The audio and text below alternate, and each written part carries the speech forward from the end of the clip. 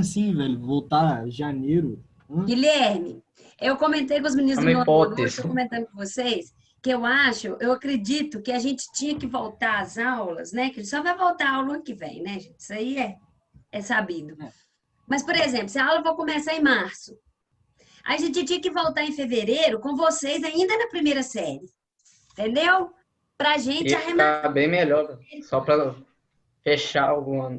Uai. Para gente fazer um apanhado de tudo que aconteceu, de ver tudo que Para foi ver se todo visto. mundo compreendi. É, Isso é uma conseguiu boa ideia. aprender tudo.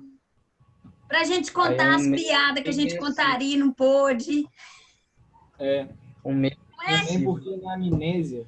Ficar um E, mês. Aí passa para outra série no mês seguinte. tá bom, agora eu compreendi. O Porque 10 ideias para Dona Elaine. Boa, cara. Isso é bom, né, careca? isso é É, legal. falei sério, verdade. Ô, Nossa, galera, imagina. né? Não, eu usava muito aquele carequinha. Ele quer chamar de Aqui, Serra. hoje nós vamos continuar com o barroco aqui. E eu tenho uma atividade que vocês fizeram para mim, da página 135. Mas aqui, ó, nessa caveira, que nós já até falamos sobre ela, né? São várias as obras pictóricas. Oi, Sofia. São várias obras pictóricas que trazem essa caveira próxima de elementos, de objetos que indicam conhecimento, que indicam a vida de um modo geral. Por que isso? Geralmente essas pinturas todas, essas gravuras todas têm o mesmo nome, vanitas, que quer dizer vaidade. Por que vaidade? Porque a morte se sobrepõe a tudo, né? Nós já falamos sobre isso. Aqui nós temos a luz que pode representar o conhecimento, ou também pode representar a vida. Nós temos a flor que representa a beleza. Nós temos aí uma bússola e uma pena com tinta que pode representar o conhecimento das grandes navegações, tarará, tarará, o conhecimento escrito mesmo, né? Porque por muito tempo a literatura foi feita só oralmente, né? As grandes epopeias que a gente conhece, como Odisseia, Ilíada, né, do poeta Homero, elas antes de serem escritas, antes de os gregos dominarem a língua escrita, elas eram somente faladas pelos chamados rapsódios. Então, isso tudo foi conhecimento adquirido, né? Por isso que eu falei da pena e a tinta, né? Escrever, domínio do idioma. Aí nós temos aqui o que parece ser um pão, eu não sei o que é isso aqui, algum alimento. Mas e a morte está ali, a caveira está ali, ó, se sobrepondo a tudo que acontece, certo? Aí nós temos aí, examine a pintura do artista holandês Pieter Cles, de 1597 a 1661, que ele viveu, e a tradução da expressão latina memento mori. Memento mori, então nós já olhamos aqui a gravura. O memento mori quer dizer lembra-te de que morrerás. E a alternativa A pediu o seguinte, ó. Além da caveira, que outro elemento retratado na pintura do Peter alude à expressão memento mori, ou seja, lembra-te que também morrerás. O que mais aqui nessa gravura que nos remete à morte? A vela acesa, certo? A flor. Por que que isso remete à morte? Não só no contexto de velório, que tem que ter flor no defunto, que eu sou completamente contra. As flores são só para enfeitar a vida. Tem que ter flor no defunto e tem que ter uma vela acesa. Uma ou várias, né? Tem velório que quase causa incêndio, de tanta vela acesa. Você tem que andar com o cabelo preso, não queima o cabelo todo nas velas. Não só esse contexto simbólico de vela e flor em velório, mas no contexto de que a vela representa, a chama da vela, representa a brevidade da vida, a efemeridade da vida. Ó, efemeridade que passa rápido, certo? Não dura quase nada. Brevidade, tô falando brevidade, coisa breve, tá? Não é brovidade, não. Tô falando doce, não. Eu tô falando de brevidade, coisa que passa rápido. A brevidade da vida, então, ela pode estar sendo expressa aí pela chama da vela, que é uma coisa que apaga rapidamente, né? E também aqui, ó, pode ser também essa flor, porque a flor, como ela é representada aí, né? A flor, quando colhida, pegou a flor de lá, do seu caule, ela, a durabilidade dela questão de 12 horas. Não é? Igual ela tá aí, ela vai murchar rapidamente. Então, para além da presença da caveira, os elementos que estão relacionados aí à morte, não é? Elementos que estão relacionados à lembrança da certeza da morte, como indica a expressão memento mori, são a flor e a vela, né? A brevidade da vida da flor, quando colhida, e a chama da vela, que rapidamente pode se acabar. Esses elementos aí podem ser associados à brevidade da vida humana. Ok? Querem que escreve no quadro branco? Querem? Ô, galera. Então, vamos lá. Também acho melhor. Eu quero. Vocês ficam com isso aí mais... Ué, gente, tá claro aqui para danar, ué. Agora melhorou. Vamos lá, então. Para além da caveira,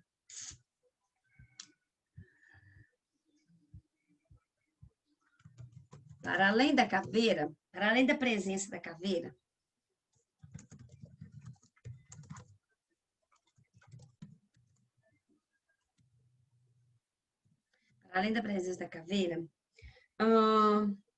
os elementos que podem estar relacionados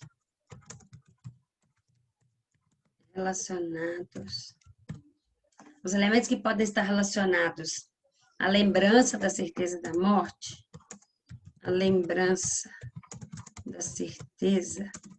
morte, como afirma aí, conforme a expressão latina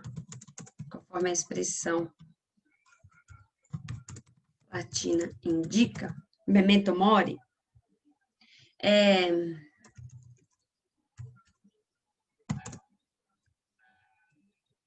são a flor e a vela.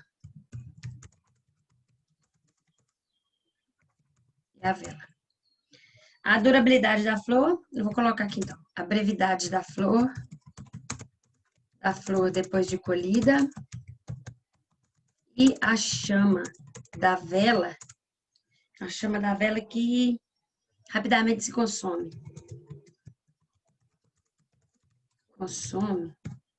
Podem ser associados à brevidade da vida humana.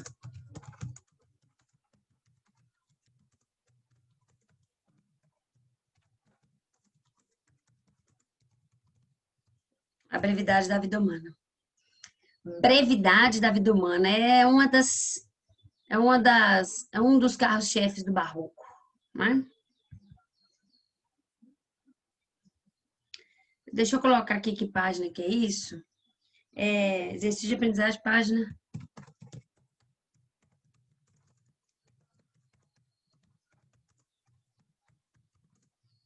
Exercício de aprendizagem. Página 135. Questão 1.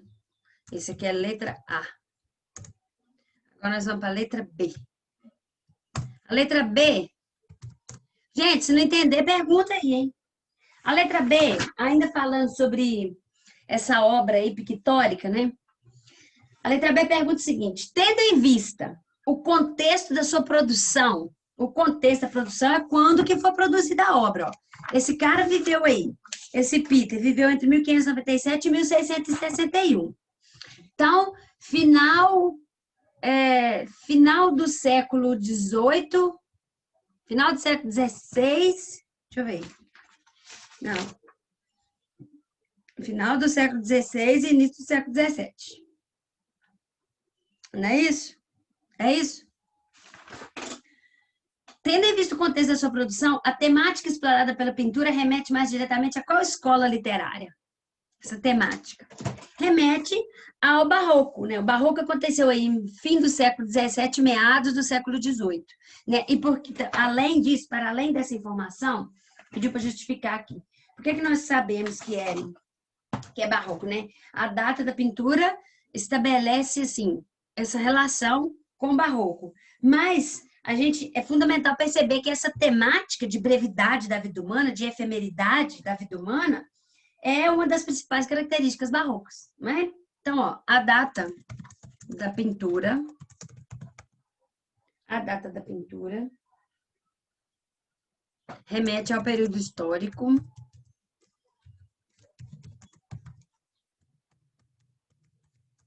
do Barroco. Mas é fundamental perceber que a temática da tela, uma das principais, é uma das principais características barrocas. Características barrocas. A efemeridade da vida humana. É a vaidade, Fábio, nessa vida. A efemeridade da vida humana. Ok? Passa rápido. Por isso é que o barroco é cheio de pessimismo. Certo? Que tipo assim, mas nós vamos morrer mesmo. Entendeu? Por isso que é muito pessimista as obras. Questão 2 agora. Considerado, agora nós vamos falar dessa pintura aí do Caravaggio, Michelangelo Caravaggio, considerado um dos mais famosos e copiados pintores dos primórdios do Barroco, Michelangelo Merisi de Caravaggio foi bastante requisitado durante a Contra-Reforma. Claro, porque o Barroco é a expressão artística da Contra-Reforma, ok? Então, por isso. Observe a imagem a seguir do quadro Jantar em Emaús, pintado por ele em 1596. Jantar em Emaús. Emaús é uma região bíblica, né? Falada na Bíblia. Aí nós temos aí, um profeta, 2, 3. 3 amigos de Jesus, comendo uma ave e uns pães, e umas manzanas, uns castanhas e outras coisitas. A partir da observação da imagem, comente 2 características presentes no Barroco.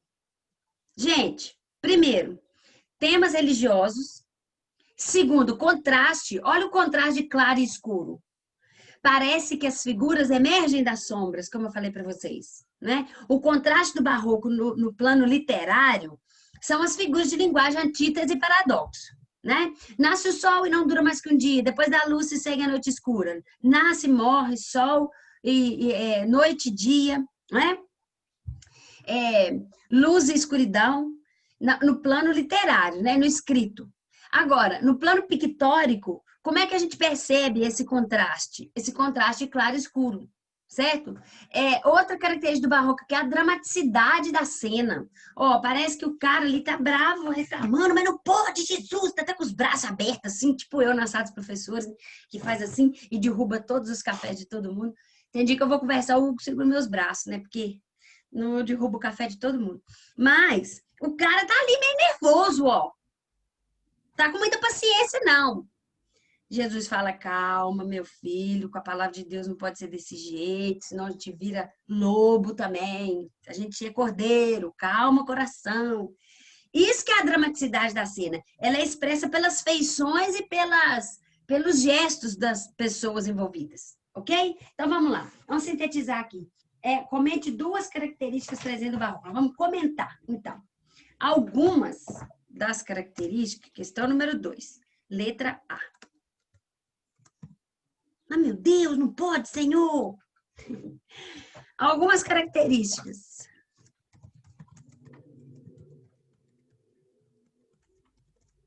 Algumas características que podem ser notadas. Então, vamos lá. O contraste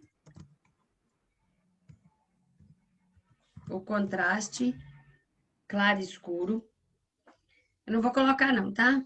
A temática religiosa. Ô, Marcos, você tá aí, Marcos? A dramaticidade. Tô aqui, Maria. Você tá bom, meu filho? Bom. Tá bom.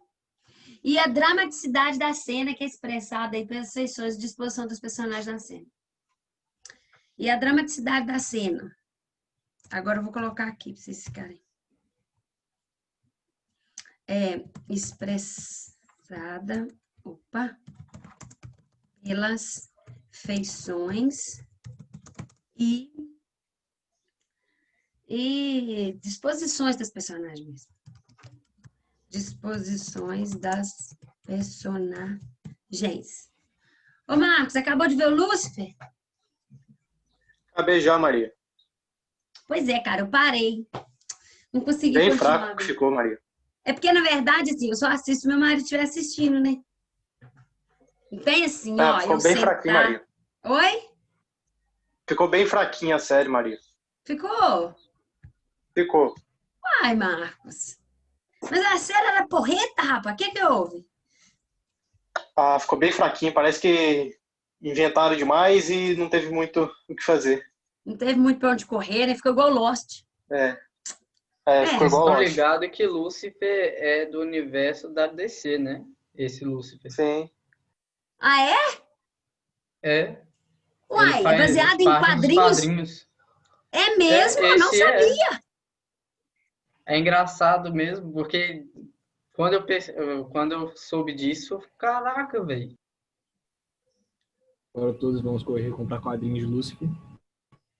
Isso, eu Ele não é o sabia. mesmo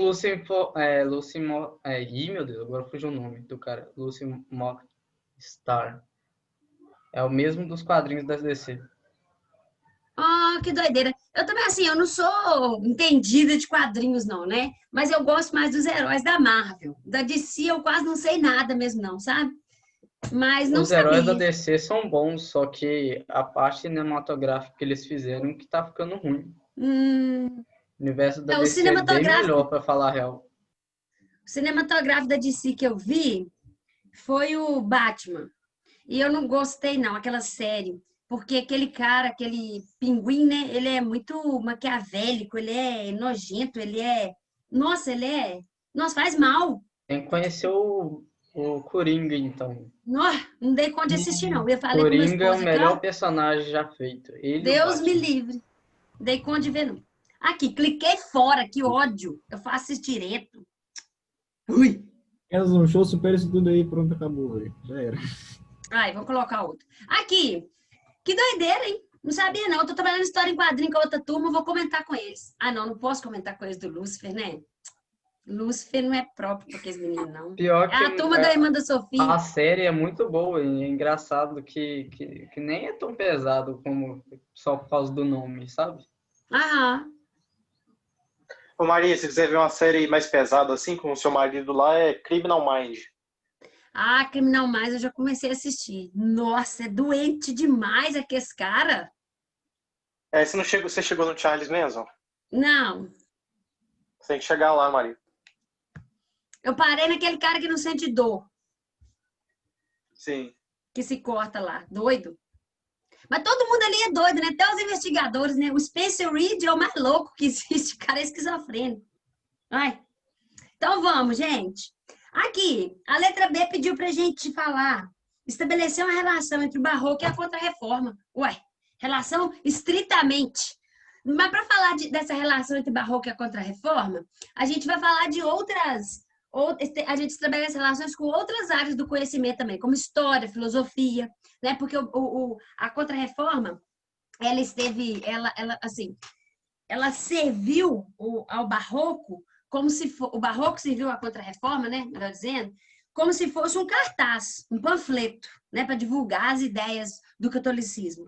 E didaticamente também, não é? Na medida em que essas pinturas, esculturas divulgavam os valores do catolicismo. Então, nós temos aqui, letra B.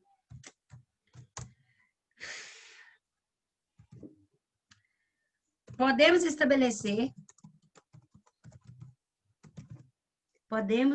estabelecer relações com outras áreas do conhecimento, como história. Vocês viram que aqui a gente já percebe como que a história e a literatura, elas caminham lá de mãos dadas, né? De mãos atadas, né? Como se fossem siamesas.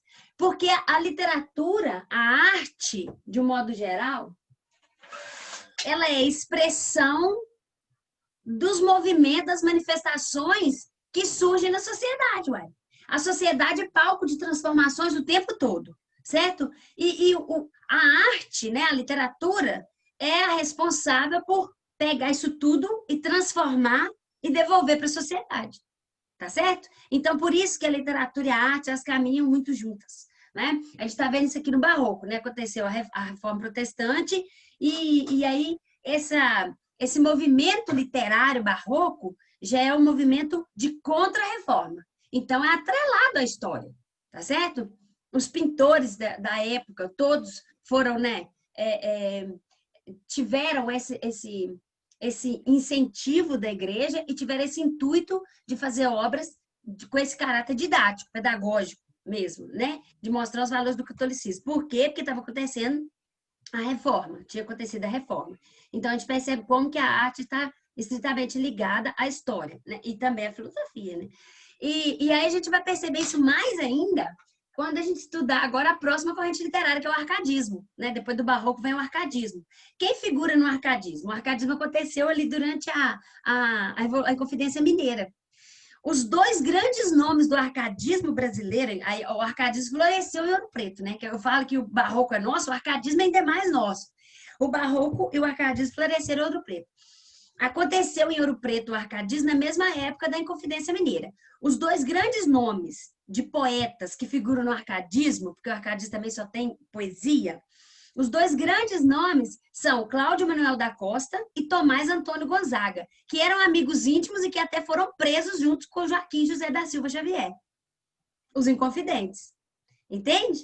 E aí o Tiradentes assumiu a culpa, né? Meia culpa, morreu esquartejado, foi arrastado, pendurado a cabeça para servir de exemplo.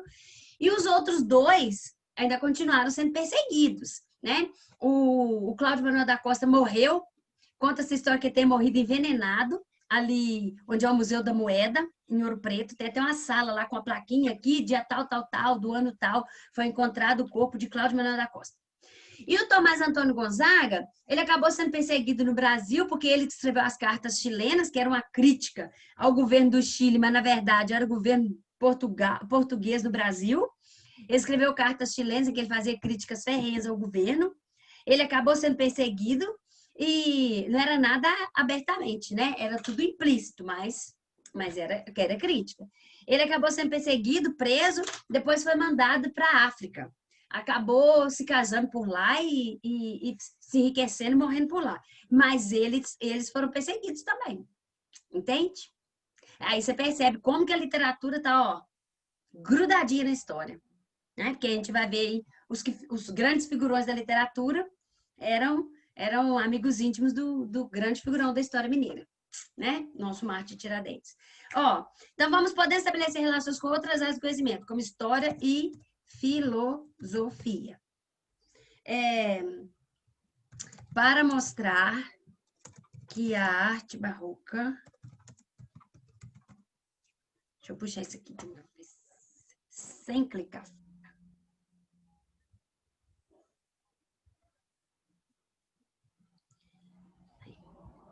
Para mostrar que a arte barroca... Deixa eu ver o que eu posso colocar aqui mais. Em certa medida, serviu como um panfleto, serviu à Contra-Reforma,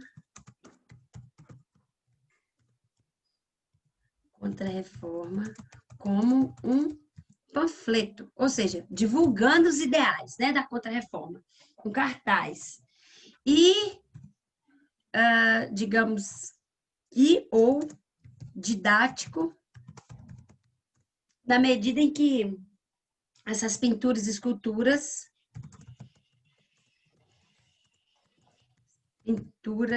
e esculturas divulgavam os valores do catolicismo.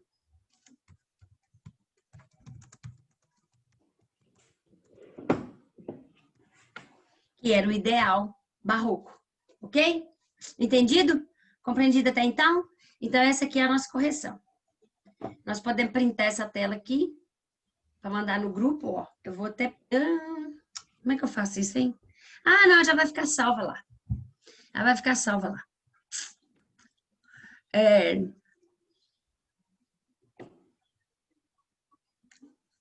Então, esse aqui é a correção do nosso exercício da página 135. Então, aqui vocês perceberam que o barroco tá ligado, o barroco não está ligado somente à Contra-Reforma, né? Mas a história, né? E a filosofia, porque você estuda isso aí também, filosofia. Ok? Então, agora, galera, eu vou interromper isso aqui para a gente tratar de outro assunto. Quer dizer, continuar com o nosso assunto, né? Já começou a contagem regressiva para a aula acabar? Não, né? Não. Eu quero falar com vocês agora na sequência aí da página 136, o barroco na expressão escrita. Porque até agora a gente está vendo o barroco na expressão pictórica, né? Nós já falamos de igrejas, o contraste das igrejas, que a frente, a fachada é simples, e lá dentro é uma suntuosidade louca, tudo ornado em ouro, isso é o contraste que é demonstrado, o contraste barroco que é demonstrado na pintura, na escultura, né? Agora vamos ver como é que isso tudo, né? Essa dramaticidade da cena, o catolicismo em si, né? Os valores do catolicismo, né? Que as obras pictóricas, elas trazem as temáticas religiosas, né? Geralmente é uma cena bíblica, né? Agora, no plano literário, o que acontece no plano literário? Na expressão verbal, né? Como eu falei, esse contraste é utilizado, vai ser utilizado aí, vão ser utilizadas figuras de linguagem, antítese e paradoxo para mostrar esse contraste, né? Também muita hipérbole, que vai mostrar esse exagero, essa dramaticidade da cena, vai ser transportada para o plano literário nas hipérboles, né? A partir dessas figuras aí, o barroco consegue mostrar aí a base do estilo barroco, né? O sagrado versus o profano, que é um contraste, né? O teocentrismo versus o antropocentrismo, e a reforma e a contra-reforma, ok? Reforma versus contra-reforma. Então, nós temos aí duas correntes literárias, duas correntes do barroco, desculpa, não correntes literárias, duas vertentes dentro do barroco, que são bastante diferenciados os textos, né? É o cultismo ou gongorismo, tem esse nome também porque pelo influenciador Luís de Góngora, né, o poeta espanhol, que foi quem utilizava esse tipo de escrita. Então, tem cultismo, gongorismo e o conceitismo ou conceptismo, também chamado de quevedismo, por causa do Francisco de Quevedo, que foi o poeta que inspirou essa concepção barroca, ok? Vamos ver primeiro aqui o cultismo. Eu vou compartilhar aqui de novo agora um slide que nós temos aqui, ó, o cultismo. Características do cultismo: oratória de caráter lúdico e encantatório, culto à forma rebuscada. É aquele falar bonito, tá certo? É aquele falar encantatório. Sofisticações linguísticas, muitas. Hipérbato, aliteração, assonância, anáfora. O hipérbato é a inversão dos termos na frase. Agora começou a contagem. Me ajuda a ver que ela está acabando. O hipérbato é a inversão dos termos na frase, certo? Vem complemento para depois sujeito, né? A aliteração e a assonância nós já conhecemos. A aliteração é a repetição do som consonantal. A aliteração é a repetição do som consonantal, somatiquinho da amor. E a assonância é a repetição do som vocálico, né? Nós já conhecemos. E a anáfora é a repetição de uma palavra no início de todos os versos. Nosso céu tem mais estrelas, nossas várzeas tem mais flor, nossos bosques tem mais vida, nossa vida mais amor. Isso é uma anáfora, ok? Já estou lá no romantismo, né? Mas é uma anáfora, ok? Ou também a repetição do mesmo verso em todas as estrofes. Igual aquele livro que nós lemos lá no 8º ano, Meus Olhos São Pequenos para Ver, lá do Drummond de Andrade, no contexto da Segunda Guerra Mundial, que ele escreve Visão 1944, o que ele viu da guerra. E porque todos os versos, parece que são 28 estrofes, todas as estrofes têm esse mesmo verso no início. Meus olhos são pequenos para ver, tarará, tarará, os aviões disseminando a morte. Meus olhos são pequenos para ver, por quê? Porque ele mostra a pequenez do ser humano, não é? A gente percebeu isso aí. Isso é anáfora. Disseminação e recolho. Essa disseminação e recolho a gente vai perceber nas obras do Padre Antônio Vieira, que ele vai... É como se ele... O que é disseminação e recolho? Ele usa muitas passagens bíblicas para poder explicar algum conceito que ele quer, né? Porque o cultismo predomina o sentido sobre o raciocínio, ao contrário do conceptismo, que predomina o raciocínio sobre os sentidos, tá? Então, o Padre Antônio Vieira,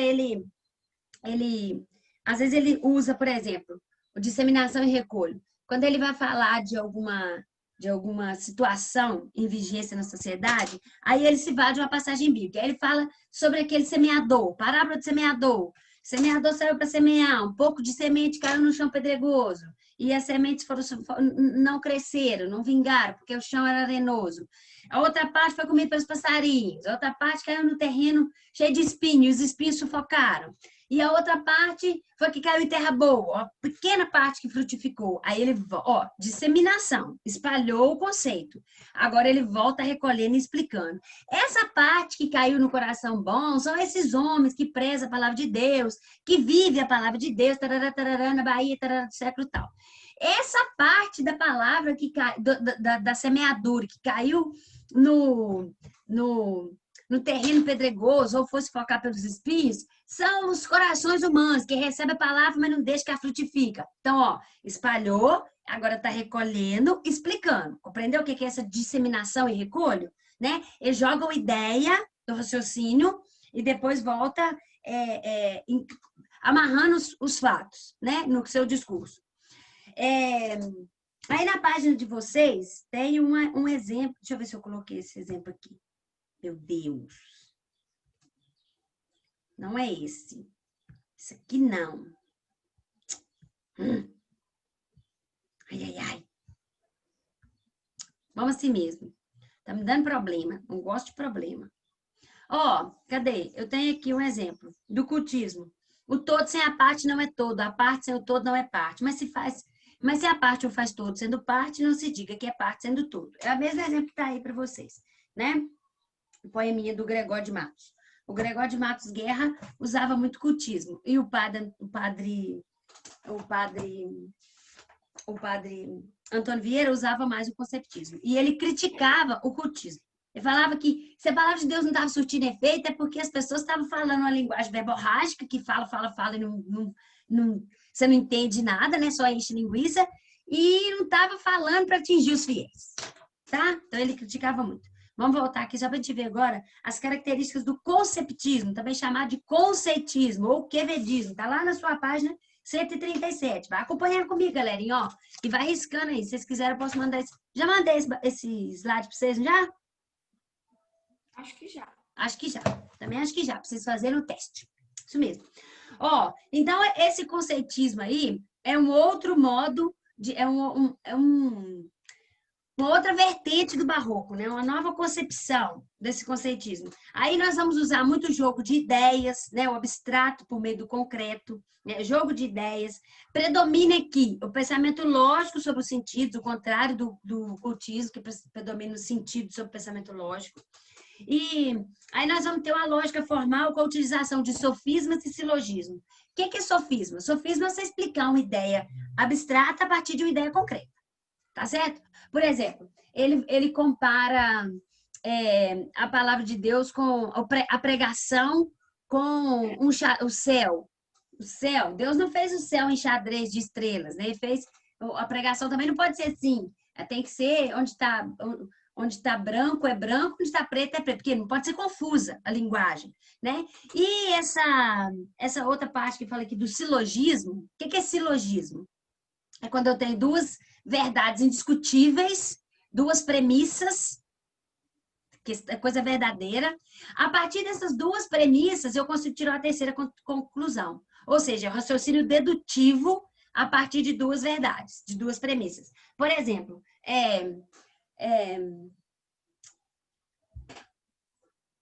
gosto de banana.